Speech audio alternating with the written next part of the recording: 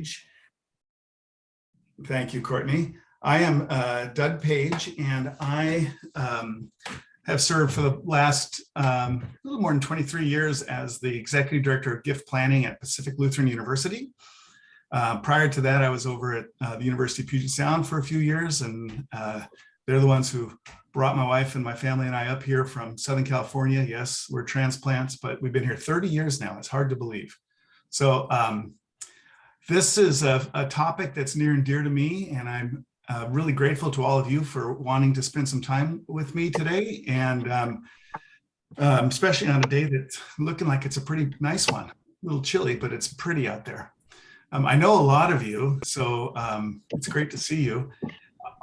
If you guys, you're welcome to keep your video off if you'd like, but if you want to keep it on, that's okay. But let's keep us muted just in case,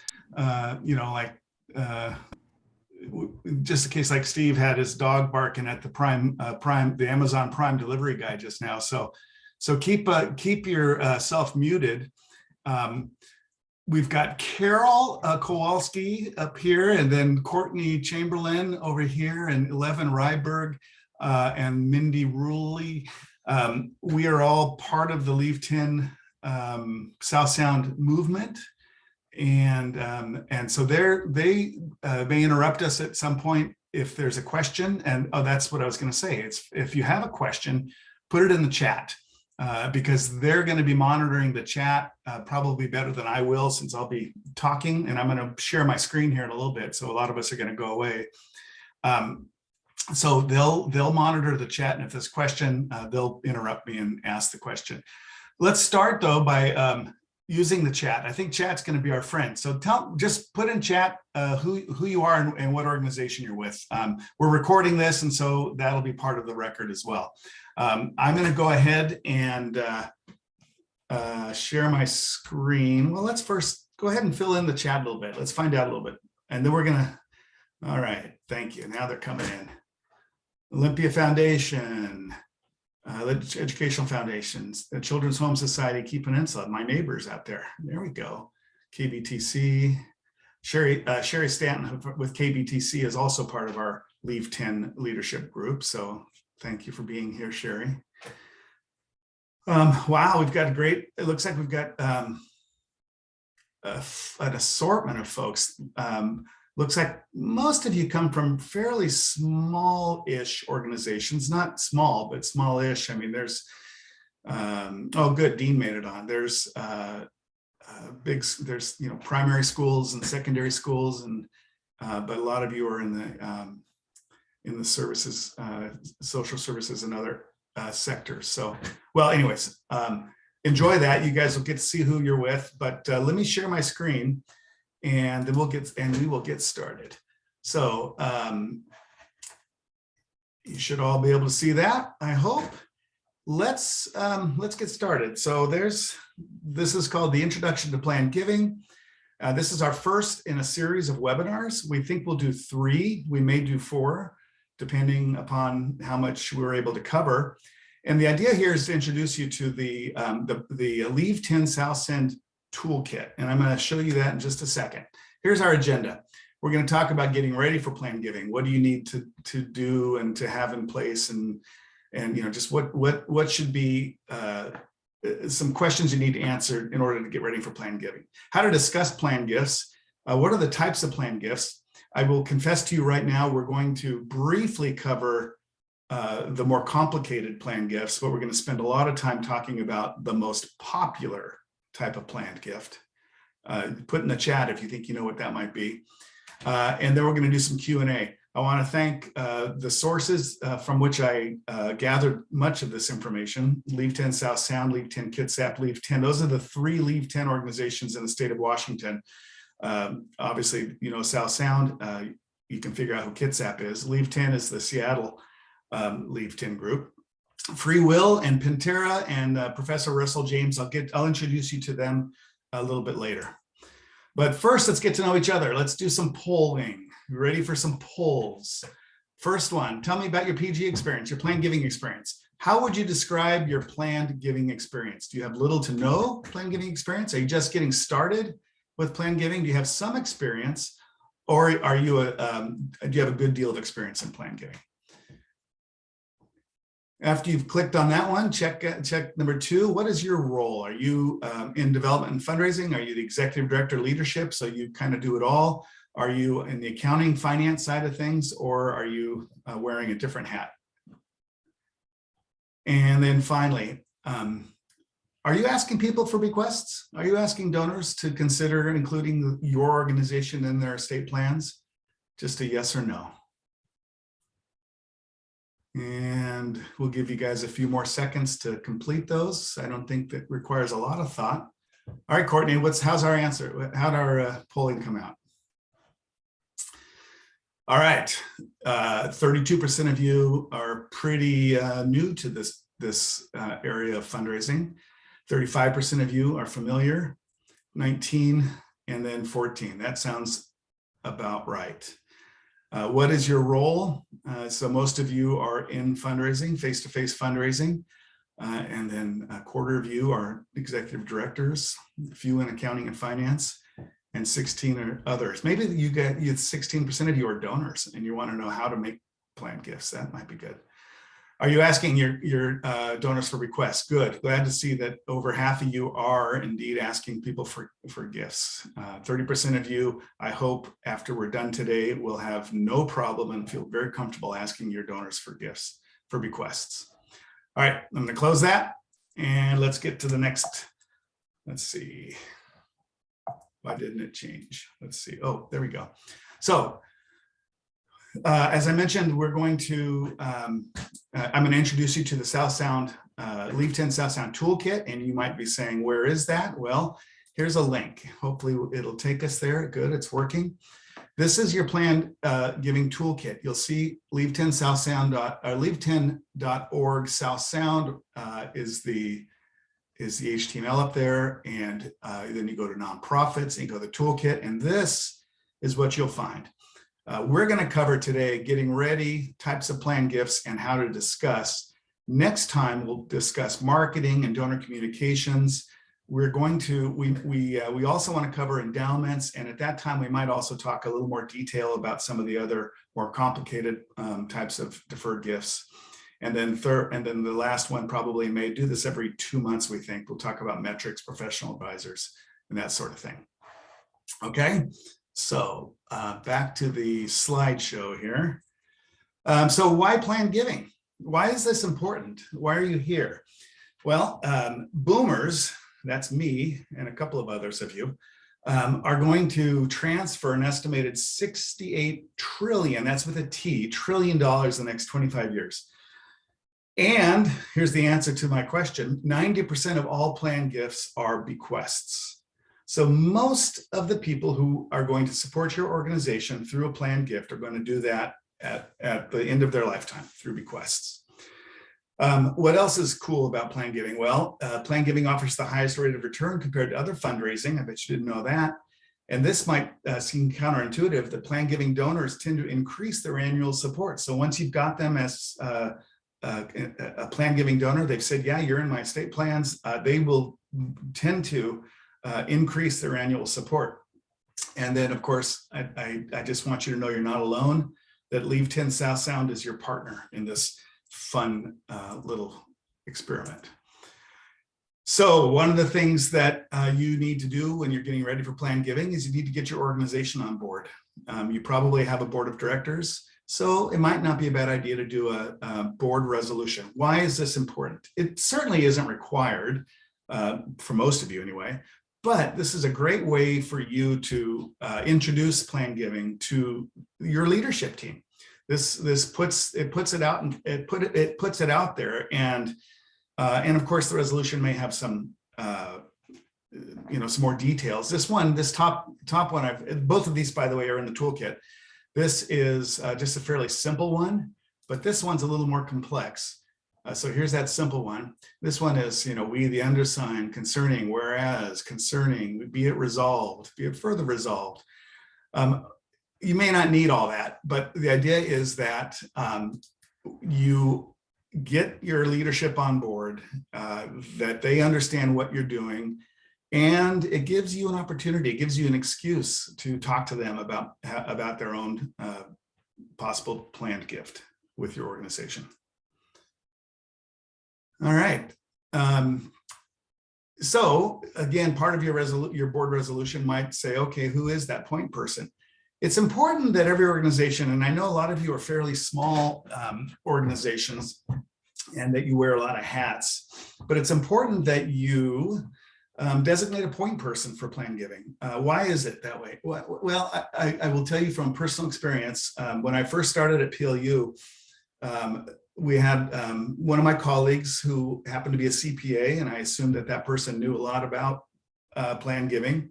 And my job at that time was not exclusively planned giving, but I oversaw it. And boy, we got a beautiful gift, but when we told this person, because this person, this is going to get too complicated, so I won't get into it, but it was a pretty big mistake.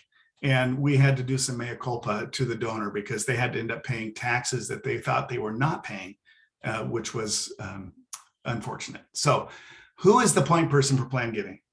You should have a person who needs to, who's designated a person to sign legal documents. We'll talk a little bit more about that in a second. What's probably even more important, though, is that you have a gift acceptance policy. What types of gifts will you accept? And this is true for whether you've got planned giving as part of your program or not. You need to have a gift acceptance policy. So what will you accept? What gifts require approval? Are you going to accept real property, real estate? There's a lot of problems that could happen if you accept real estate and you don't do your due diligence. Oops, didn't mean to do that. Let me go back. Here is, and then how will you count planned gifts? If you're in a campaign, you've got lots of leeway as to how you might count planned gifts. If you are making a report, an annual report to your donors, you need to be a little more transparent. I'm specifically talking about donors who say, "Hey, you're in my will, and I'm going to leave you $100,000." Well, you say, "That's fabulous. That's $100,000.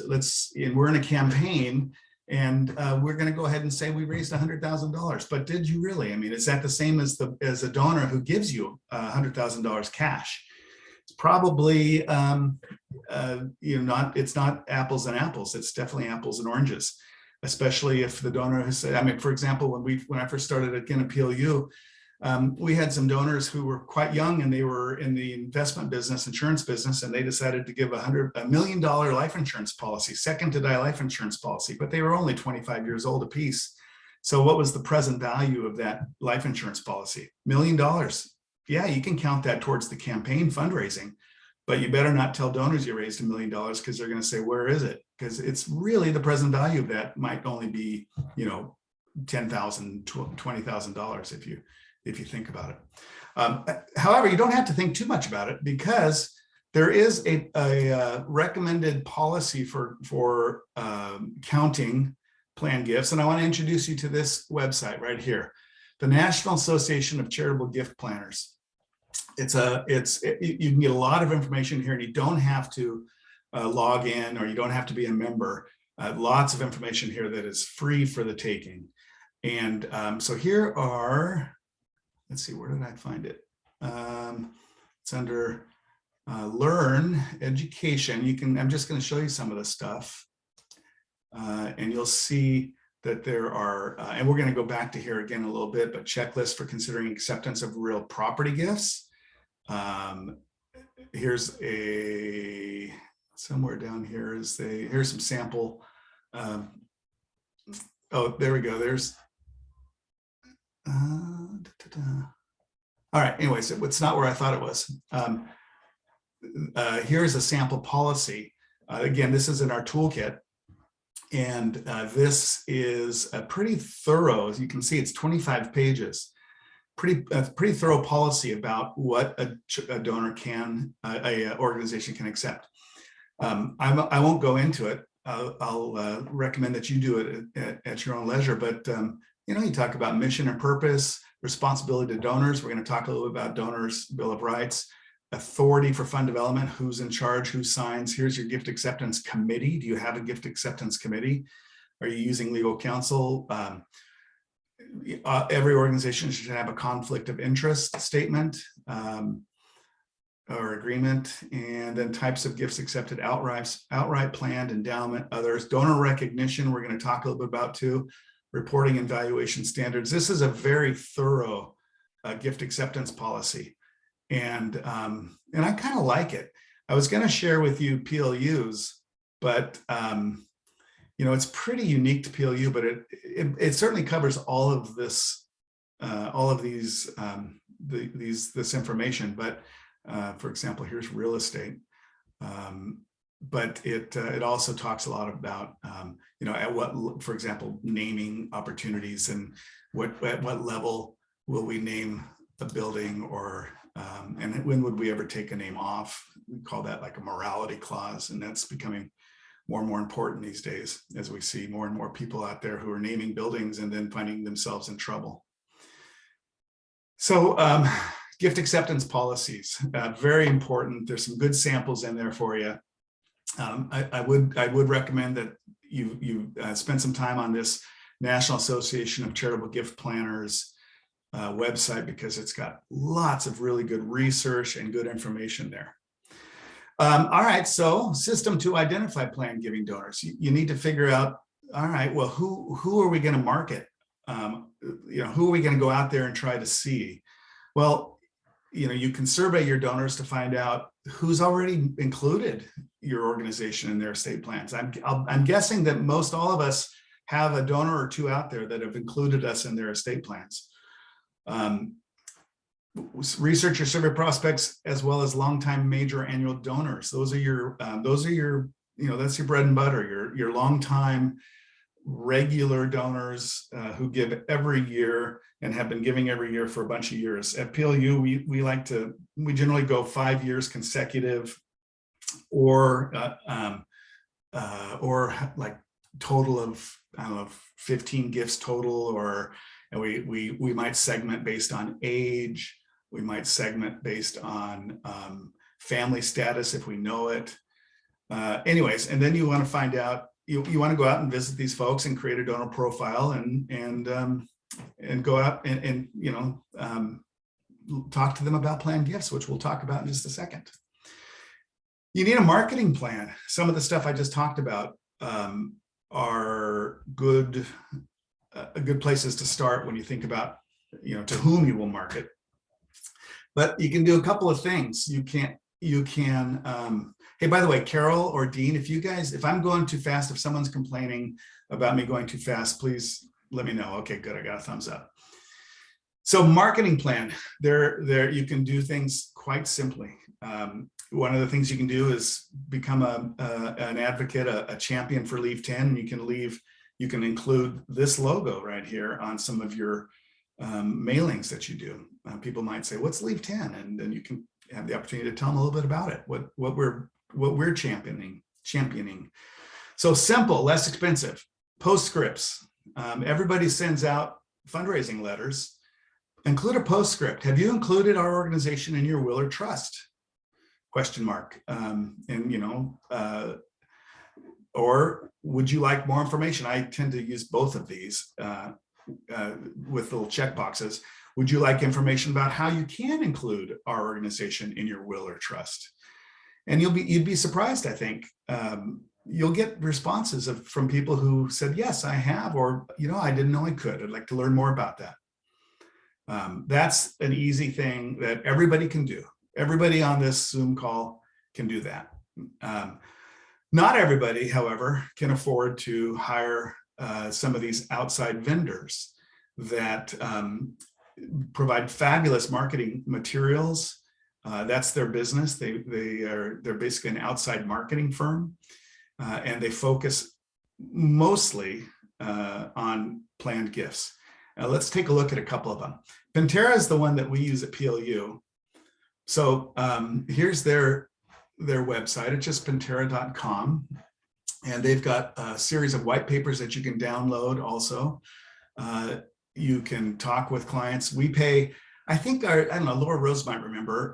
I think we pay something around $5,000 a year for their online services. So in other words, our website, our Planned Giving website is maintained by Penteri. I'll show you what it looks like here in just a second. But you all saw Frank Minton back there. You all, hopefully you know who that is. He's one of our own, probably one of the most important people in the Planned Giving business, not just in Washington, but throughout the country. Okay, let's see. If I do this, it should go away. Good. Stelter, a lot of organizations, large organizations use Stelter. They're prolific. I mean, they've really got a good number of market share. And they do the same kind of thing. Again, events, webinars. Oh, by the way, during Zoom, all the webinars are free. So you can sign up for these webinars and you know, you can't beat free. So case studies, blogs, they're really good too. That's a really good marketing firm. Crescendo does a couple of things. Crescendo is a marketing company, but they also write, and they are one of a couple that I'm aware of who do the software to calculate the benefits of a charitable remainder trust, for example, or a charitable gift annuity. And they've got, Charles Schultz is the founder of Crescendo. His daughter is running it now. She's a lawyer as well as Charles, and they're really a good company as well. And they offer conferences as well as online workshops. So Crescendo, you can fool around with. Oh, by the way, I don't think I mentioned this to you. This presentation is being recorded, and also there'll be a link to it to my Google Doc here, so you can all see these. And I think that Carol's probably inserting some of this stuff in the chat as well. The Sharp Group, they're one of the first. They are kind of the original newsletters and marketing services for planned gifts. Robert F. Sharp, they're out of Memphis, Tennessee. One of the first conferences that I went to was a Sharp conference. And so they do, again, they also, by the way, do these cool brochures. So let's say you want to have a brochure on how to, on bequest giving, for example. They will make a customized brochure for you with language and with good information. All right, and then Free Will is a new kid on the block. Many of you have heard of Free Will because you are, you might have been a part of the South Sound Planned Giving Council when we had one of the founders, Patrick, speak. PLU is we pay for their services, and it's basically exactly what it sounds. It's an opportunity for your donors to make a will. It's not a super complicated will. Many of your donors will need to have an attorney prepare their will, but for younger donors or for simple, I love you kinds of wills, this works just great. And it always asks the question, which just makes Free Will different than everybody else. It says, what organizations do you care about? And would you consider including them as a beneficiary in your will? So Free Will, and they also offer the best webinars, I'm confident to say. And they also do, we work with them. They send out email. We just sent out an email for New Year's resolutions, and the heading was, here's one New Year's resolution you can keep, prepare your will. It's simple. We've partnered with Free Will, and it costs you nothing. And yes, we've heard from attorneys who've said you're not doing your donors a service because this is not a complete estate plan. And we say, I know, we know that, but they're getting this information out there, and this is a good source. And we just want donors to have a will in place. All right. So tune in next time for a deeper dive discussion into marketing. So that's a little tease for you. How are we doing on time and pace? Any questions have come up yet? Anybody?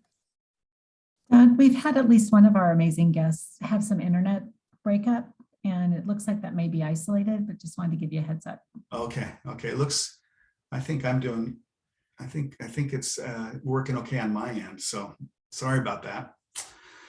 Alrighty, so getting ready for planned giving. Recognition and stewardship is really important. I will tell you, I heard this a few years back and I kind of like it. And that is, you know, if somebody has told you that they have included you, your organization, in their estate plans, most of the time, well, let's see, I think I have this. This might be coming up, but most donors, or most people, I should say, write their first will, or at least include charity in their first will, right around age 40, I think it's 7. I think that's about right. But their last will, the will that, that is, that directs their estate, their last will is in their late 60s. Most of the time when they include an organization in their will, they don't change it. We have, there's been a lot of research, and Russell James, who again, I'll show you some information about him later. Russell James has done a lot of research on this. But if you're not thanking them, and if you're not providing good stewardship, then they might just say, you know what? I don't think they really appreciate my gift that much. So I'm going to change it. Now, here's the story I heard. There are, when a donor as an elderly donor changes their will and they change their charitable beneficiaries, if you're not in front of them and you haven't been, a part of their life, then they might remove you, and they would include one or both of two charitable organizations. And if we were live, I would say, who do you think those are? And the answer is, well, oftentimes senior donors will change their will to benefit the hospital where their deceased spouse was cared for so lovingly and wonderfully. It's very emotional. Or they might change their will to include an organization in honor of their last and very best friend. Any guesses who that might be? Again, if we were live, it's going to be like the Humane Society, because their very last best friend is going to be their dog or their cat. And this, there's been research that proves this point. So recognition stewardship is really important. Part of having a planned giving program is saying thanks to those donors who've done this. And what most people do is they create a legacy society. PLU, we call ours the Harstead Heritage Society. In the chat, if you have a legacy society, I'd love to know what your legacy society is called, if you have one. So put that in the chat, if you will, and then maybe Carol could, since I don't have my chat open, you could share some of those. Harstead, by the way, his first name was Bjug, B-J-U-G, Bjug Harstead, and he was a Norwegian from the Minnesota, who came out to PLU in 1880 something, 88 is when, or 1890 is when we were founded, and was our first president. So, so we honor our first president by having the Harstead Heritage Society.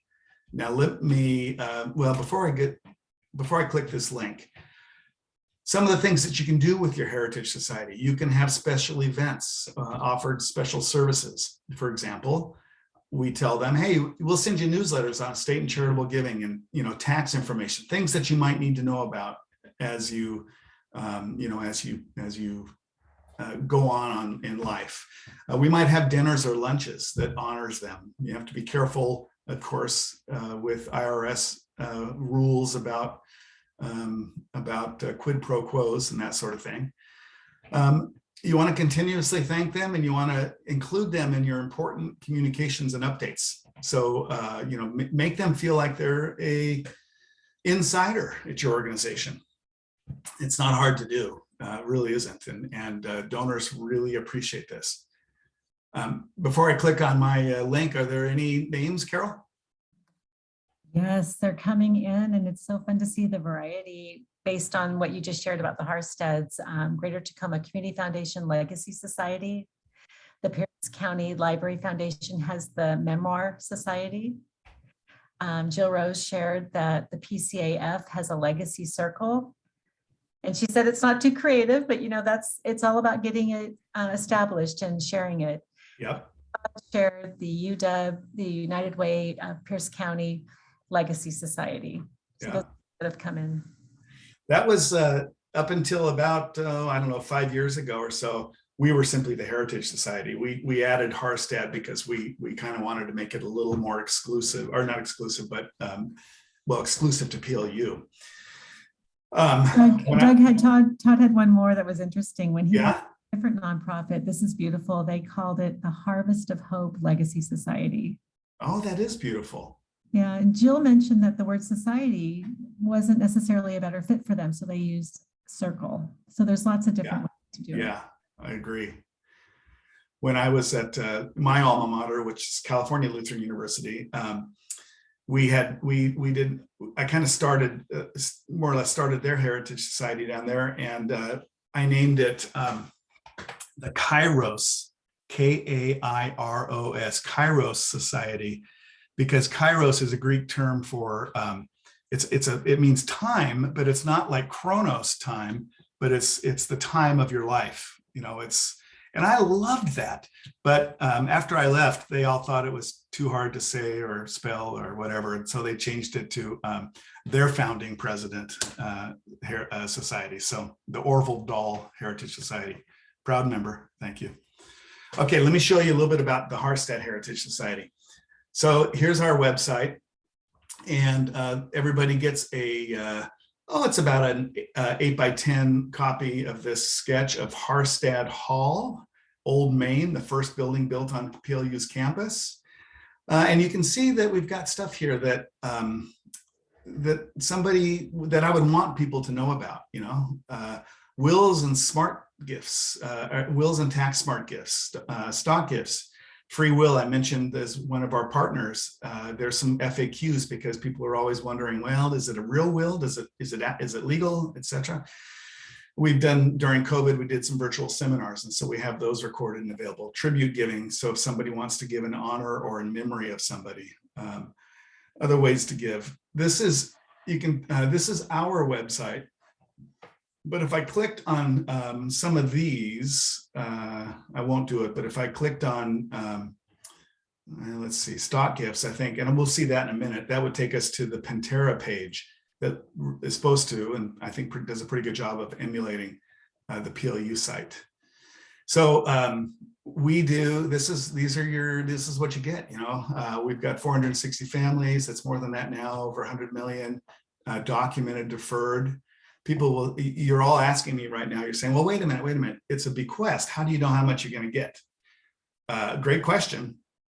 One of the things that I ask anybody, and I'll show you, let me show you. I do want to show you this. Let's see.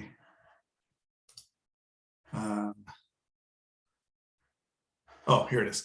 One of the things that we ask them is, just estimate. We know that these things, the value will go up and down, but estimate if something were to happen to you today, how much do you think the university would receive? And they say, well, let's see, you're getting 10% of my estate, so you'd get, $250,000. And so I go, oh, wow, your estate's 2.5 million. No, I don't say that, but So here's the form that we use. And you can see it can be filled out online, or they can print it and mail it to us, but we want to know their names, class years if applicable. We just added this, which I think is really important, and that is, who are your financial or legal advisors? Why is that important? Again, if we were live, you would probably know it's important because when you find out that somebody has died, you want to be proactive, and we're going to talk about this in a little bit, but you want to be proactive and you want to let the advisor know that, you know that they told you that your organization's in their estate plans. And so check in with them. Sometimes we have donors who've died and we never hear from them. That means they probably changed their will, but it's not a bad idea to just check in. So Here's how do you intend to provide for PLU? Will, trust, retirement plan, life insurance policy, some fancy things. And then here's where it says, I wish to inform the Hearthstone Society for long-term planning purposes only, that as of this date, the value of our gift is, if your gift is a percentage of your estate, please include the approximate percent value of that percentage. And then we ask about permission, can we share your name, etc. So, and what's the purpose? This is important too for organizations like PLU and many of you who have, there are many ways that donors can support your organization. We want to make sure that we can. For example, if someone said, oh, I want to provide a scholarship for the center on the football team because that was the position I played. Well, then I would say, can't do that. We're a Division III program, non-scholarship, and we cannot offer athletic scholarships. So, and that's happened. I speak from experience on that one. All right. Doug, you have a great question in the chat, and it relates to giving societies.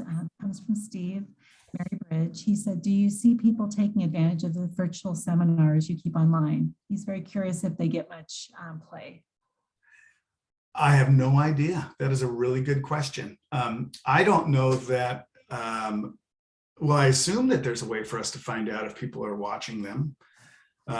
There is, using the Pantera marketing, their website, if somebody downloads a brochure, we hear about that right away.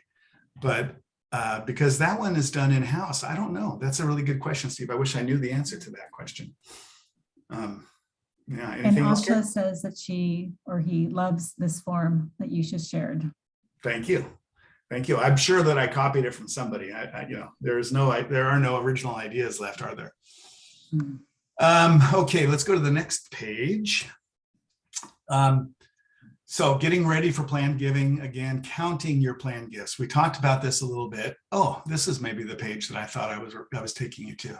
Yeah, here we go. This, if any of you are having sleep problems, this would be a great document to read. It's right here. Charitable Gift Planners Guidelines for Reporting and Counting Charitable Gifts, revised just last year. But I'm just going to show you the table of contents and give you some ideas as to why this is important.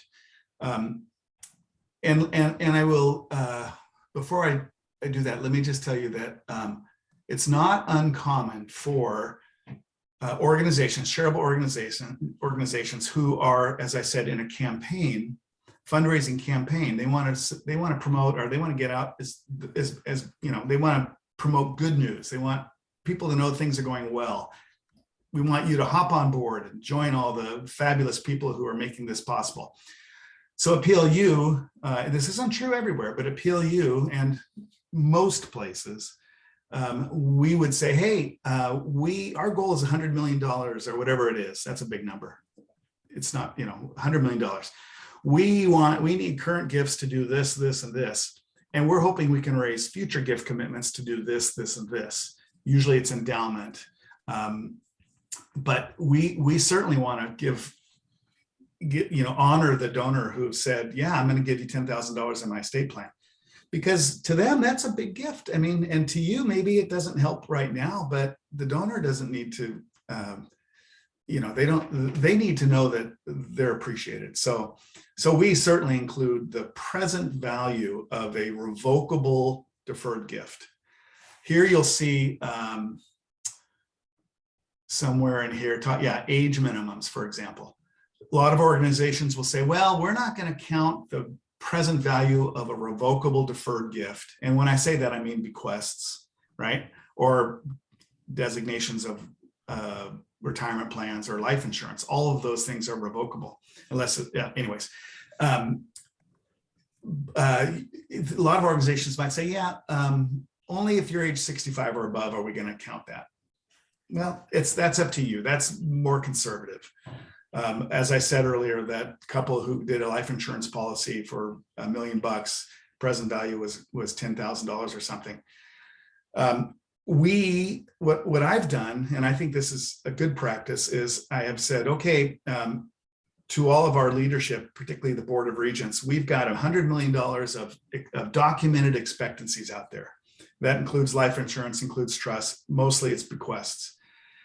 But knowing the ages of the donors and using a discount rate, that's kind of arbitrary, but we usually use, doesn't matter. The present value of that is really only $35 million. So, we're upfront about what are we really talking about here? Well, it's really $35 million. 100 million sounds great, but in today's dollars, it's 35 million, which is still pretty great. But so you can spend some time here, but there are some things that are non-negotiable. Accounting, there are accounting standards that every organization must use. And one of those accounting standards is that if it's revocable, you don't count that in your books. It's not something you can put on your books. You can certainly include it on your campaign books, but if you're going to report back to your organization or in your 990 or whatever it is, that's not money. Those are funds that are revocable, so you can't count them. I hope that makes sense. So revocable deferred gifts, irrevocable gifts, which we'll talk about in a minute. Those that you can count, but there are two numbers there. One is the present value, just as I described, and then there's the face value. So if someone gives, as an example, $100,000 to establish a charitable remainder trust, the IRS does a calculation and it says, okay, the donor is able to make a charitable deduction of $40,000. So that's the value of the gift, 40,000. You can record that on your books, but you can't record the full 100. All right, that is getting into a little bit of the weeds, and I was hoping I wouldn't do that too much. So NACGP guidelines, that's your friend. Take a look at that. Now, we talked a little bit about professional advisors. How many of you, put this in the chat, how many of you have a committee that consists of professional advisors? And when I mean professional advisors, I'm talking accountants and lawyers and realtors and stockbrokers and financial planners and insurance people and that sort of thing. I'd like to know. I will tell you that in my career, I have had professional advisors, and I currently do not have a professional advisor committee. The advantages of having a professional advisor committee is that you've got access to people. You've got a Rolodex of people who you can call if you have questions. Generally, we used to gather once or twice or 3 times a year as a committee to talk about things. And for me, it was difficult. It was difficult to justify the use of their valuable time to bring them to campus to talk about things. When I know, for example, lawyers are giving up a lot of billable hours in order to come to this luncheon or something. So I have, in my own opinion, that's just me, I've decided that at least the traditional professional advisor committee is just not something that I'm going to do. However, I need help often. I've got to bounce ideas off of people, and I need to find out whether this is legal or if this is not legal, or if what I'm saying is true. So that's why I'm a member of the South Sound Planned Giving Council. That's why I'm a member of the Washington Planned Giving Council. I'm not a member of AFP, but my colleagues in the office are. And then I'm a member of Leave 10 South Sound. Let me show you a little bit about, share with you a little bit about the websites, and again, so you can have this information. And just to give you an idea, in the chat, you've had a robust response, and it's about 1/3 have informal groups, or about 1/3 have a formal group. Rick has the most formal with a quarterly meeting over lunch, so I can see why they'd want to come. And then another 1/3 have not. Okay, great. That's interesting. Thank you, Carol. I think that's probably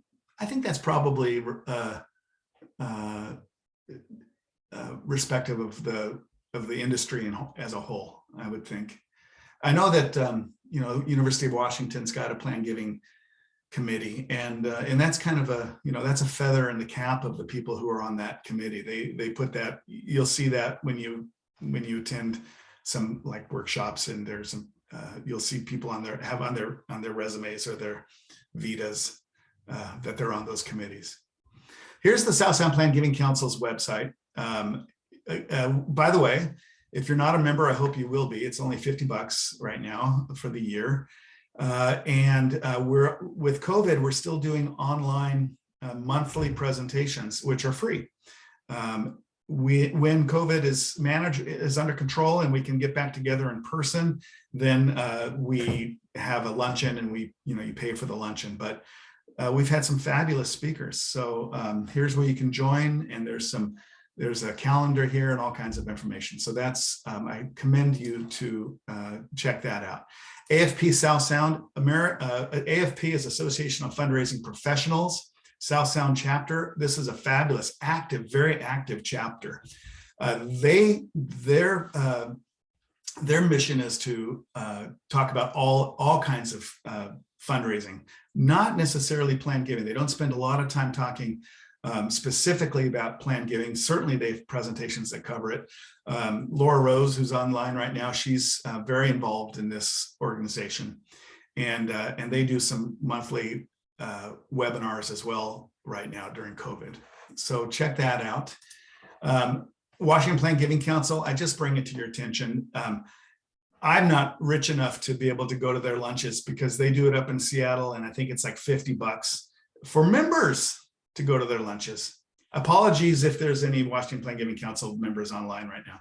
But anyways, they have a fabulous, very robust organization. And by the way, if you're a South Sound Planned Giving Council member, you have reciprocity, so you can get member rates when you do that. They do a one time a year Planned Giving Day in Seattle, which is always good. And then I think I have one more, and that is, oh yes, you've seen this one already. This is Leave 10 South Sound. This is their website, our website, and I hope you can spend some time checking that out too. 12:19, 12:20. Are we okay? Does anybody want to stand and stretch for a little bit, or is now a good time to take a quick break, do you think? How are people feeling? Doing good? All right, we'll keep going. Yeah. Take a sip. Doug, when you launch into this next upcoming section, we have a question that wasn't answered earlier. Okay. And it's about the planned giving point person, which kind of relates to what you're going to get into, and what criteria you would choose that person by, and does it need to be your development manager or your executive director? All right. Well, let's go to the next slide. I think to specifically address that question, it's a really good question. And I think the answer is different for every organization. PLU is not, I tell people we're not big enough that we can have a bunch of what's the word I want to say? Anyways, we need to have generalists, but somebody needs to be the point person, and that's me. Somebody needs to have take the responsibility of learning and attending workshops and reading newsletters and knowing a little bit about estate planning and about taxes and how charitable giving affects both. I've done a workshop with University of Washington Tacoma when they had their fundraising certificate program. I was fortunate to do the planned giving section there, and if you think I'm giving you a lot of information now and I'm going fast, you wouldn't like the 2 hours, about 3 hours that I spend with those people. So I think the answer is you need to find somebody in your shop who enjoys that kind of thing, who enjoys the technical aspect of estate planning and of charitable giving. Now, do you need to be an expert in this stuff? The stuff that I'm sharing with you, is this stuff that you need to really, have memorized, committed to memory? Do you need to know what income in respect of a decedent, or the difference between a charitable flip charitable flip trust at 5% versus a standard, 5% annuity trust? No, you don't need to know that. You really don't. I want you to be aware of these things, that know that they exist, but I want you to know that you have a bunch of people who are willing to help you with the technicalities, the stuff like people like me who kind of geek out on this stuff. And there are others on the call. I'm looking at Evelyn, I know Rick and many others, Carol and others who really, this is the kind of stuff that they enjoy doing. And most of us, I can speak for everyone I mentioned, I think, really enjoy being supportive to the community in this world of fundraising. I love to teach this stuff, and I don't know that I'm any good at it, but I love doing it. So does that answer the question? Give me a thumbs up if it does. All right. How to discuss, I said discuss, how to discuss planned gifts. We kind of went over this already when we talked about marketing, but to whom? To whom should you focus your time on? Well, obviously, you want to figure out who's, as we say, who are the members of the choir? Who are the ones who are singing your praises, the organization's praises. So those are the folks that have a history of support. For older organizations, that could be 20 or 30 years of support. For newer organizations, maybe that's 5 years of support. Who are your volunteers? Most of us work with volunteers, and they wouldn't volunteer if they didn't care about your organization. Your volunteer, and they tend to be retired and older too. So that's a nice demographic to be working with with estate giving and planned giving. People who have no children. Again, Professor Russell James has done research, and families or couples with no children, individuals with no children are way more likely to provide charitable bequests than not. And then, of course, donors with whom you have a strong relationship. We'll talk about this again in a little bit, but boy, you shouldn't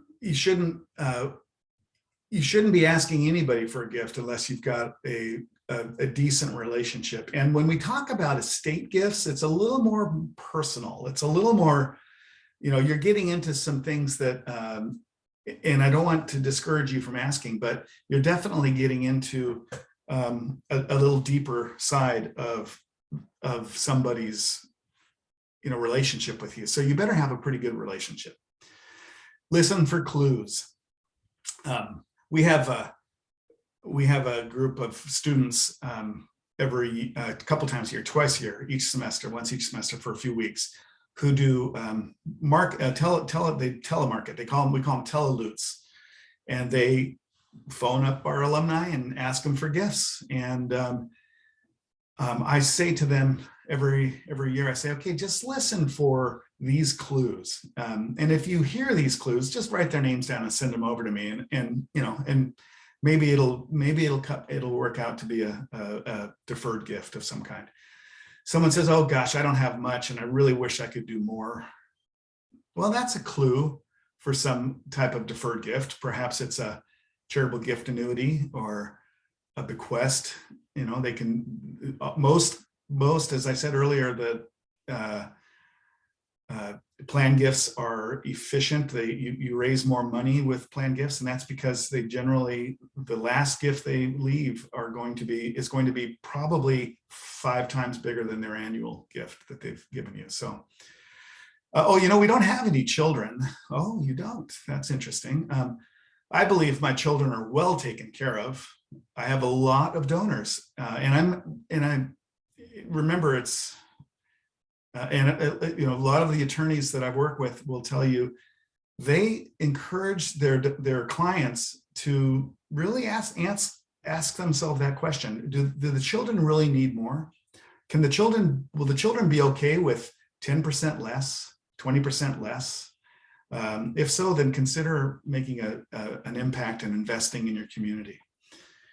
Our family has been very blessed. We wish to share those who have less resources and opportunities. Well, they're raising their hand right there. And then, boy, if you ever hear someone say, especially nowadays, I don't want my estate to be eroded by taxes. You know what, your estate, a couple, if you have two people, a couple can shelter close to $25 million from estate taxes. So if they say they may have an estate tax problem, you should pay attention to that. Okay, don't focus on death. You have to be comfortable with death to be in this business.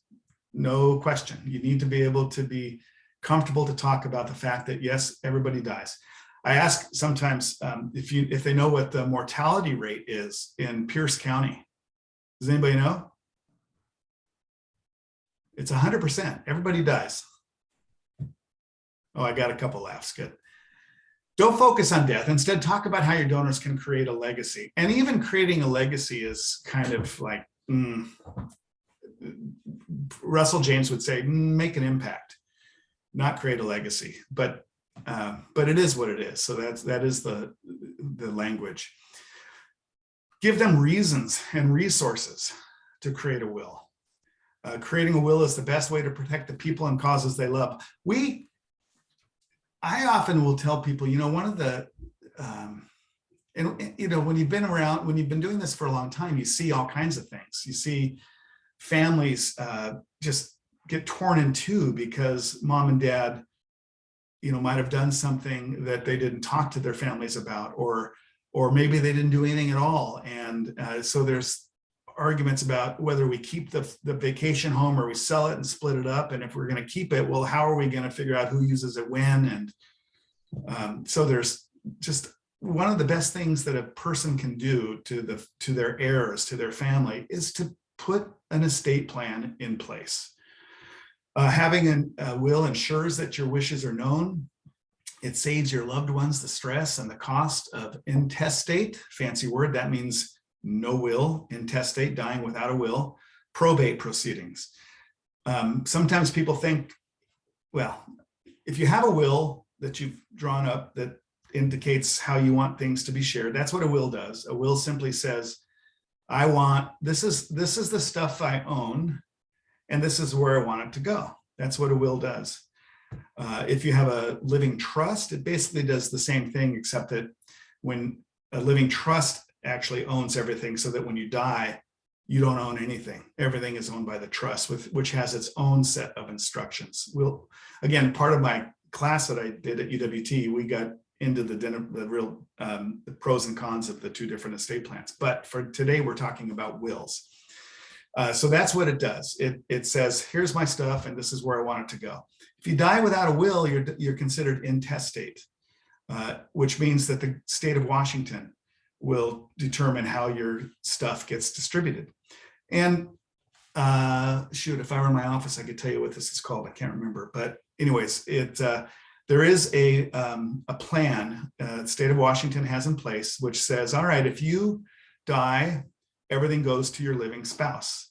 If your living spouse is not if your spouse is not living, then everything goes to your living children. If your children are not living, or you have no children, then it goes to your siblings. If your siblings aren't living, or you don't have any siblings, it goes to your nieces and nephews. You can see where I'm going with this. Probably a lot of you don't really want your stuff to go to nieces and nephews with whom you've had no contact over the last 20 years. So get a will, put a will in place. So what can you do to make it easy? Well, you can create a simple document that looks like this. Here's some language, and you can make it so that they can print it and share it with their attorneys. If you want to give an unrestricted bequest, here's the language. I give to PLU, an educational corporation located in Tacoma, Washington, and here follows a dollar amount, the percentage, or the description of securities, real estate, or whatever that is to be given. I want to create an endowment or give to an existing endowment. Well, here's the language that you can use to do that. I have a bequest for a specific purpose. I want to leave a bequest for the English department or whatever at PLU. And so there's the language that you would use for that. And by the way, disclaimer, should this be otherwise provided for in advance of this bequest, or if circumstances make this gift for such a purpose impractical, the university, by a vote of the Board of Regents, may use the sum for such other purposes which the board feels most nearly fulfills my wishes as stated above. That disclaimer was put in for a number of reasons, not the least of which was for my donor who wanted to provide a scholarship for the center of for the football team. Contingent bequest. A contingent bequest says, all right, I'm going to give, I've got specific beneficiaries, but if any of them die, then I want PLU to have it, or your charity to have it. That's kind of like, so for your reporting purposes, I would say we probably wouldn't count that gift, a contingent bequest, in our campaign totals, because it's very likely that you're not going to get anything. We're not going to get anything because, the odds are that their named beneficiaries will be living, because usually it's children or somebody. It's only if the children are deceased would we get anything. So we might not include that value. Residual bequest. After everybody else has gotten all of the specific things that I've mentioned in my will, if there's anything left over, that's going to go to PLU. Does that make sense? Any questions about that? Looks good. Suzanne mentioned when you were talking about the intestation that's the rules of succession. And we had a tip in the chat that bequests, when written as a percentage, tend to distribute more when realized than a fixed amount. Absolutely. Fabulous comment, whoever that was. Thank you, because that is, again, Russell James has done research on that, and it is very clear that if you should be encouraging your donors, rather than to say I give $10,000 or I give $25,000, whatever, give a percentage of your estate, because that's going to provide a larger gift. And by the way, I'm sorry, Carol, go ahead. Anne has a question when you finish that on what about the transfer on death? And Laura's asking who should include language. You should include language regarding if the nonprofit organization or program is dissolved. Okay, so the first question was about transfer on death. Yeah, a TOD, transfer on death, that's most of you have bank accounts, and you put up a beneficiary designation. That's called a transfer on death. And I'm going to talk a little bit about designations, like on IRAs and retirement funds. But transfers on death, another great way to provide for you. You don't have to have a will to do that, by the way. Anybody can do it. Transfer on death or beneficiary designation. These are you don't need to pay for an attorney to do anything. Everybody can do it. And it simply means that when I die, I want whatever's remaining in this account, to go to your organization. And I would say that if you're doing your job well, you need to be talking with your donors about this, because sometimes our donors get divorced. Sometimes our donors have children who die. And if a transfer on death is to one of those people, then it's going to come back into the estate, and then it'll get divvied up based on however the estate instructions are. Now, the second question was about, let's see, what was it again? It was about, I forgot. Follow-up question very quickly. And I think Courtney was going to mention the 30-minute countdown. Uh-oh, I got to get moving. Steve asked on the transfer of death, would a transfer on death for a bank account, for example, trump a will if they were in conflict? Yes, a transfer on death, beneficiary designations trump wills. Thank you. Good question. Yes. And Laura was asking, you should include language regarding if the nonprofit is dissolved. Yeah, that's right. You should. If you don't have language about the organization being dissolved, then what happens then is that a judge then determines, or maybe a judge is going to need to determine. And certainly family, I'm not an attorney, so I should be careful here. My understanding is that If the organization doesn't exist, then legally someone's going to have to figure out where that should. Evelyn, do you have any suggestions? Do you know the answer to that question? No? You're muted.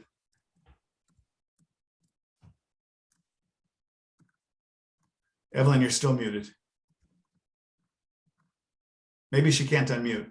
No, there- sorry about that. We have variance power built into our our documents at the foundation. So, if a gift arrives to us and it's designated for a specific organization, we still want to honor donor intent, and we'll redirect it to an organization or mission or whatever that is closely aligned. It's probably not the same as what others would do, but similar to what you've done, Doug, you've got some variance power built into your bequest language. Yeah. And yeah. that's really helpful. Yeah. But if an organization goes out of business, then I think maybe the attorney They can't accept the gift, really. That's right. Yeah. I mean, there has to be an entity to accept the gift, and if it doesn't exist, it's just going to revert back to the estate, and the personal representative's going to have to probably redirect it. Yeah. Perfect. Thank you, Ellen. I think you're exactly right. All right. So when you're talking to people about planned gifts, you got, mention the benefits. What are the benefits? Bequests are a way for donors to make large, meaningful gifts, one that they might not be able to make otherwise. If they care about your organization and cause, this is an incredible way for them to have a lasting impact. Emphasize long-term impacts of planned giving. And in other words, this is the kind of thing that sustains our organization into the future. And yes, you should mention tax advantages. We all have read and heard that people do not give because of tax advantages. And I'm sure, and I believe that is overall true, but I do think that tax advantages help. I think they help. So, okay, this way. So how to discuss, talk about the cool kids. This is a powerful, and I think you all know this is a powerful way to talk about planned gifts. Include stories about planned giving donors. Many of our supporters, like you, have included our organization in their will. In fact, I don't know if you remember Betsy. She died about 2 years ago, and she left a gift, a very meaningful gift in her estate plan to support our organization. And this is what it did. Can you believe this? It provided, et cetera, et cetera. So cool kids stories. That's a technical term, cool kids. Include planned giving as one of several ways to give. If you are an organization that does capital campaigns, fundraising campaigns, then you might think of it as a three-legged stool. You've got your annual support unrestricted. I hope that you'll consider an annual gift of $1,000 a year to help support the organization for our unrestricted purposes. And by the way, would you also consider a gift over a 5-year period to help us build the building? It's maybe, would you consider a $25,000 gift, $5,000 a year for 5 years to help us with this project that we're doing? And also, we would love to be able to include you in our society of donors who've included us in their estate plans. And so would you also consider providing a percentage gift to our organization in your estate plans? Avoid technical language. Don't use, well, here's what Russell James says: make a gift to XYZ in your will and it performed better than make a bequest. So bequest language, XY versus make a gift in your will. So just avoid jargon. Here's Russell James. This is a fabulous website. If you guys have a weekend, and you've already binge watched all of the new series Ozark, all of Ozark, and you're wondering, what can I do? You could spend a whole weekend reading Dr. Russell James's PowerPoints and YouTubes, and you would know more about planned giving than anybody else in the world, except for him. Great stuff, really good stuff. And you've probably heard him speak, or maybe you'll have the opportunity to hear him speak. And if you do, please take advantage of it, because he's really a great speaker. He's kind of the new guy. He's been around for a while, but the Frank Mentons and the Charles Schultzes and all those guys have gotten a little bit less, they're not as prevalent as they once were. Now Russell James is the big deal. So take a look at encouragegenerosity.com. All right, next, be human, not an institution. I'm just going to go over this real quickly. It's pretty basic. And this, by the way, I think I took straight from the toolkit, so you can find it in the toolkit. Don't ask for a gift on the first one-on-one conversation. You need to have a relationship before you can ask for a planned gift. Ask open-ended questions. At the end of the initial call or meeting, try to schedule another meeting with a specific purpose in mind. That's should always be your goal after your initial donor visit or visit with a prospective donor. Any questions on this slide? I'm not going to cover it too much. Carol? Just a few things. Todd was asking and thought it was interesting to him as a sidebar that organizations can include nonprofits in their wills. And that happens for his nonprofit he worked for, and an organization had language stating that should ever the money be dissolved, that would be left to the nonprofit. He thought it was a long shot, but not a lot of money, but a wonderful gesture. Yeah, it is. Great suggestion. Thanks, Todd. Okay, next page. Now let's briefly talk about the types of planned gifts. You've got split interest gifts. Split interest means that it's part gift, part something else. And in our case, it's going to be part lifetime income, for example. Charitable gift annuity, you need to know that they exist. It's basically a bargain sale. Your donor says, here's $10,000 and I want to do a charitable gift annuity, and it's based on their age. It's based on life expectancy, of course, so that's age. And the rates stay the same they never change. Once you've established it, it doesn't change. And it's based on your age, as I said. You get an income tax deduction, you get a lifetime income, but it's a split interest gift. So you're making a gift to an organization, you're also receiving a benefit. That's a charitable gift annuity. If you're not licensed in the state of Washington to offer charitable gift annuities, then you would want to talk with Evelyn Ryberg and her colleagues over at the Greater Tacoma Community Foundation. They are licensed by the state of Washington to offer them, and they are happy to do it with Pierce County charitable organizations. Mindy, I don't think you guys are licensed yet, but and I think that, anyways, I won't get into that, but I think $25,000 is the minimum, right, Evelyn? Yep. And so you can do a gift annuity using the Greater Tacoma Community Foundation. Charitable remainder trusts, similar to a charitable gift annuity, only a different area of law, and it's a contract, and it is very flexible tool. Most people use highly appreciated assets like real estate and non-marketable things like real estate or stocks, and they fund a charitable remainder trust. They get an income for life. At the end of their lifetime, whatever is left in that trust reverts or goes to the charitable organization. There's the unit trust, which means that it's going to be revalued every year. So the amount of income the donor might get is going to go up and down based on the value of the trust itself. Annuity trust is, I want this much every year, no matter what happens. A lead trust is kind of the opposite of the unit trust. It says, during the lifetime of this trust, the income is going to go to the charity. And then at the end of the term of years or lifetime, then whatever's left is going to go to my heirs. There are some tax advantages to doing that. We're not going to get into that. A retained life estate is if you have donors who said, you know what, I'm going to give you my home at the end of my lifetime. You guys get my home. You might say to them, well, you know, you could do that. You could give that to us now and actually get an income tax deduction, but you still get to live in it just like you would normally. And that's called a retained life estate. They've given away the house, but they've retained the right to live in it for the rest of their life or for as long as they are able. Pooled income funds, nobody does pooled income funds anymore, but they're out there, and it's basically like a mutual fund investment, only it's like a charitable mutual fund. So you put money into the pooled income fund and you get back whatever that thing earns. Oops, didn't mean to do that. Real quickly, I want to introduce you to the IRS website for split interest trusts. And here's some information about charitable annuity trusts, unit trusts, lead trusts, pooled income funds, and you can find sample documents in here. You can find all kinds of things in here. IRS is not the most user-friendly website in the world. There are other websites out there that you could use to get the same information, but this is the horse's mouth, so to speak.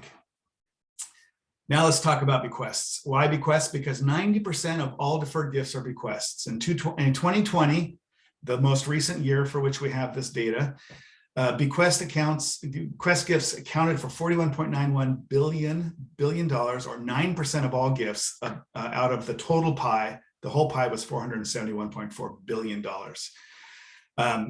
Before I click on this link, I'm going to say beneficiary designations, very important. IRD, that's called income and respective decedent, and life insurance.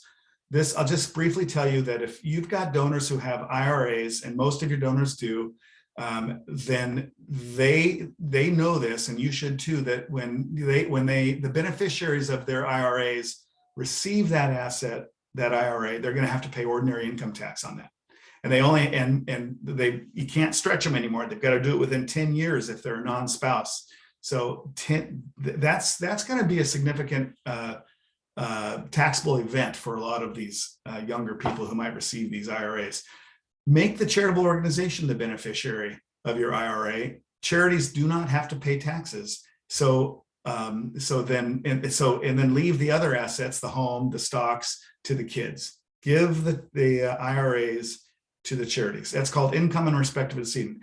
The donor dies, and the ordinary income tax, which has never been paid, has to be paid, and so the beneficiaries do. Life insurance, again, you can name an organization as a beneficiary of life insurance. A lot of older donors buy life insurance for a purpose, and then they realize they don't need it for that purpose anymore, but they still have it because it's permanent. They can give it to a charity. Doug, are Roth IRAs treated the same as IRAs? Thank you, Courtney. Great question. Roth IRAs are not treated that way. Roth IRAs go into the IRA having already been taxed, so it's not pre-tax; it's after taxes. So all the earnings that happens within a Roth IRA comes out tax-free. So that's a fabulous way to save. But give those to your kids. Charities would love them. Don't get me wrong. But there's no real tax advantage to doing that.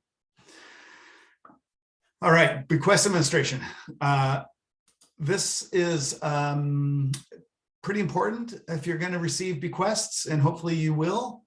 And I just put together this many years ago, and I just want to share it with you. And again, this will be available to you. So I put together gift administration procedures. So, what happens if you get a letter from an attorney that says, hello, I'm so-and-so. I'm writing on behalf of the personal representative so-and-so for the estate of so-and-so. You are receiving this information because you are a named beneficiary of so-and-so's estate.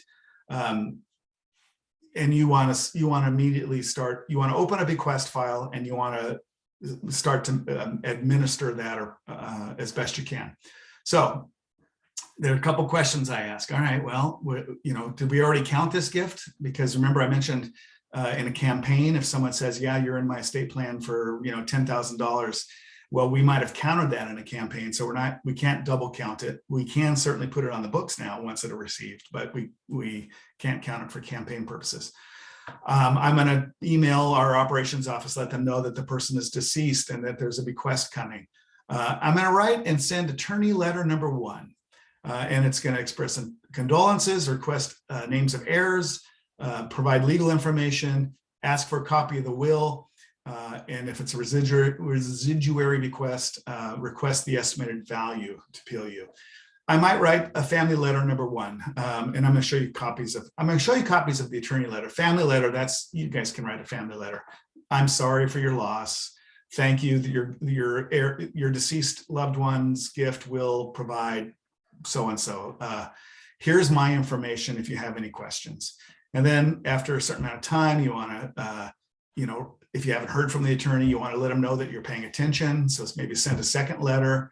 Hey, how are things going? Of course, if it's in probate, there's a 3-month probate process. So you might tickle it for 3 months later so that you can get the probate proceedings. Normally, these things come automatically, frankly, and most of this is not necessary. So here's the little checklist. Again, this is very overly detailed. I frankly generally only provide this letter here, and this is what it says. Dear attorney, thank you for informing me that PLU has been named a charitable beneficiary of this estate. I consider it a great honor to be included in one's estate plans. On behalf of the entire community, thank you. For your information, PLU's legal name is, and here's our tax ID number. Please send all future correspondence to me directly at the following address. That way we've developed a relationship. Thank you also for providing me with, if it's a copy of, if they did provide you with a will, or if they provided, in this case, it's usually just a opening of probate, a pendency, or I can't think of the name of the legal document. At your earliest convenience, will you please send me a copy of the will if it wasn't included? Most attorneys will send that along, and that with their first document, correspondence. And then I ask, would you please provide me the names and addresses if I don't know them, so that I can write to them and say thanks. Again, on behalf of the students, PLU, etc. So that's a really important letter, because you want the attorneys to know that you're paying attention. You want to know that you appreciate their good work, and you want to reach out, and they're going to share this letter usually with the personal representative of the estate, who's usually a family member, and you want to let them know that that you appreciate it. So that's a copy of, that's kind of just a brief overall kind of big picture look at how to administer bequests. And hopefully you'll all be getting more and more bequests. We're almost finished. You've got about 5 minutes. Okay, got it. Appreciated gifts of non-cash assets, appreciated securities. Why are we talking about this when we're talking about planned gifts? Well, because the planned gift person tends to be as we've talked about earlier, kind of the expert in these kinds of things, right? The person who you've designated as your planned giving person should know the ins and outs of how appreciated assets benefit your organization as well as the donor who's giving the gift. So appreciated securities, most people own them, and not all, but most. And if someone's going to write you a check for $10,000, you might say to them, hey, by the way, before you write that check for $10,000, let me just ask you this. Do you own appreciated stock that have a value of, around $10,000? Well, yeah, I bought some Microsoft stock back in 1988. Oh my, well, you could just transfer 10,000 worth of Microsoft shares, maybe that's 15 shares or something, to our organization, and we get to sell it, and we receive the proceeds, and you get to take a deduction for the full fair market value. Oh, and by the way, you won't have to pay any tax on the capital gain, because you've got a lot of capital gain built up in there. Oh, I didn't know I could do that. Yes, you can. That's fabulous. And then, by the way, since you love Microsoft stock, go ahead and buy those 15 shares back with the $10,000 that you were going to give us. And then you've got your same number of shares, and what you've basically done is you've laundered, terrible word, but you've laundered your appreciated stock. You've given it a new basis. So now if they want to give some stock to their kids or something, they can, or they sell it themselves at some point because they need it. They don't have to worry about as much capital gain that they're going to have to pay. Here's a sample real quick. This is Pantera's website that we use at PLU. And here's a diagram. It says, hey, donor, gift appreciated stock, and they get an income tax deduction. PLU sells the securities. Here's the description. And here's you can show them how this works. 15% capital gain tax. If they gave cash, here's what it looks like. They save $2,400 if they give appreciated stock that has a $4,000 cost basis. That means that's how much they paid for the stock. Then their deduction, their tax saving is actually $3,300. So you can see why that makes sense. One last thing I'll show you is, let's see, where is it? Well, I was going to show you that we have here we have an easy online tool to do it, but we also we include our account information so people know how to transfer it, and they can give this information to their brokers so they can get it done. Time is of the essence. Real estate. Let's talk about real estate. Careful with real estate. You need to have a policy for real estate. Make sure it's approved by everybody, because most real estate makes fabulous gifts, wonderful gifts, but sometimes you get a bad piece of property, and that piece of property could have environmental issues on it. It could be totally unmarketable. There could be issues that you just don't know about. So do your due diligence. I would always recommend that you do environmental phase 1. It's not expensive. Charity usually pays for it. It's a few $100. Appraisal, title insurance, etc. You need to talk about who pays for those. IRS says that the donor has to pay for the appraisal. You can negotiate that with your attorney, but ultimately you transfer the title of the real property to the charity. That's how a gift of real estate is made. Hold on, sorry about that. Yes, I still have a landline. All right, and then gifts of non-cash assets, qualified charitable distribution from IRAs. This is the coolest thing going right now, and I hope you're talking to all of your 70-and-a-half-year-old plus donors about this, because this makes perfect sense for your donors to be doing. And it doesn't matter how big. It can be very small, $500 or something, or it can be up to $100,000, which is a nice size gift. The way it works is that a donor can give up to $100,000 per IRA owner. So if you've got a couple and they each have their own IRAs, they can give $200,000. Have to be 70 and a half. It does qualify for the RMD. By the way, what's the age now for RMD? That means required minimum distribution. It's when the IRS says you've held on to your money long enough. We need taxes. We need you to start taking money out of that and paying taxes.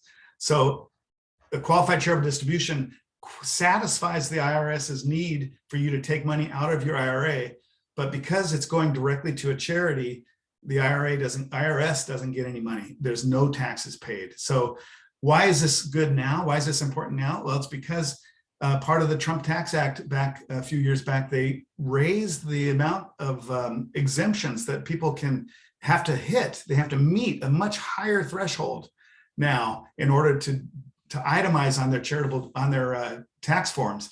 And you can only benefit from a charitable deduction if you itemize on your taxes. So most people now, like 8% they predict, are only about 8% are able to itemize on their taxes. The rest of the folks are taking the standard deduction. This allows you to get a charitable deduction without having to itemize on your taxes, because it's it's money coming out of your IRA that would be taxable to you if you took it out, and you have to take it out, but instead of taking it out, you give it to a charity. All right, I'm going to quickly give you a sample of what that looks like. And then the description, I think, is a little bit better. And so benefits of doing so, requirements. You guys can check this out on your own. It's PLU's website. You can go right to it. All right. And now my question to you. You are an expert now. Congratulations. You're all experts. You could all give this talk without any difficulty, I'm sure. But my question to you, what will you do with this information next week, next month, to implement planned giving if you have not already? And I think about a third of you said you have not really done a lot of planned giving at your shops. What are you going to do now? We want this to be something that will create some action on your behalf. So give me just a minute or two before you have to leave, and write down in the chat, what will you do in the next quarter, maybe, to begin the process of implementing planned giving in your organization? And I'm going to stop sharing. Well, I'm going to do this. I'm going to show my last slide, which is my information. Special thanks to all these people who are the Leave 10's sustaining partners, cornerstone for their annual support. I want to ask you, are you a Leave 10 champion? If not, I hope you will be. There are many, over 100 or so folks and organizations that have already taken the pledge to become a Leave 10 champion. You can do that by clicking here or going to the Leave 10 South Sound website. If you want to contact me, here's my information. Here's my LinkedIn stuff. I welcome all of you to reach out to me so we can talk. I'm going to stop sharing now. so I can see who's left. Oh, we got 40 people still here. Good. Thank you. So many people that are doing actionable steps, taking next steps. Congratulations. Okay, now I get to read. All right. Okay, good. I'm glad you like. Thanks, Laura Rose. You've seen that before, I think. I'm going to steal as much information as I can. There's no stealing. This is all free. This is out in the public domain. Bravo, Doug. Thanks, Evelyn. Sherry, bequest admin. That is yeah. If you guys want more information on that bequest admin, I could, if you email me, I'll send you my Word document on that. That way you don't have to, recreate it. And I'll send you all 7 letters or whatever they are. They're not. Doug, we had one other question that wasn't answered from Yes. Naomi. If you have a resource that has common legal vocabulary that's used in planned giving, a website or something. Okay, so is there a resource that provides kind of the legal descriptions of bequests, for example? Is that what you're asking? Is it are you looking for language for your own organization for bequest language, or are you looking for copies of charitable remainder trust documents and that sort of thing? Both. The charitable remainder trust documents, I'd go to the IRS for that.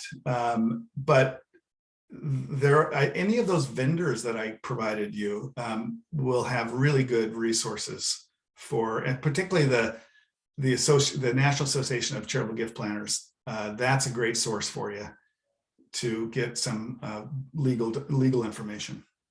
I hope that answers your question. Doug, do we have time to talk for a moment about what's coming up on February 16th? Yes, let's go ahead, and if you want to unmute, you're welcome to. And Rick, would you take it over? Tell us a little bit about what's happening on the next South Sound Planned Giving Council. Yes, I'm very excited to tell you that one of the people on the screen here today, Carol Kowalski, is going to be with us, along with the development and planned giving person over at Habitat for Humanity, Sharana Kilden. And they are going to talk, because they both started planned giving programs in the last year and a half from the ground up and have them up and running. They're going to share how they did it.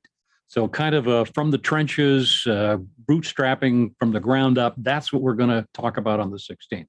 Hope you'll come. It's a 1-hour presentation from noon to 1 o'clock, and you will get invited. If you're on this program today, then you will be invited to attend. So hope to see you there. I really appreciate all of you for doing this. I appreciate your comments. I thank you for that. I think it was Naomi who asked that question about legal language. If you want to send me an email, there are some books that I recommend. Some of them come from the CAP program, the Chartered Advisor in Philanthropy, and so I'd be happy to give you some titles. So, and that applies to all of you. You're welcome, Naomi. Anything else out there? We can hang out if you want to chat. If you have personal questions you want to ask, just unmute yourself. And I think we're down to a manageable number now. We can have a conversation, or you can go have lunch and enjoy the sunny day.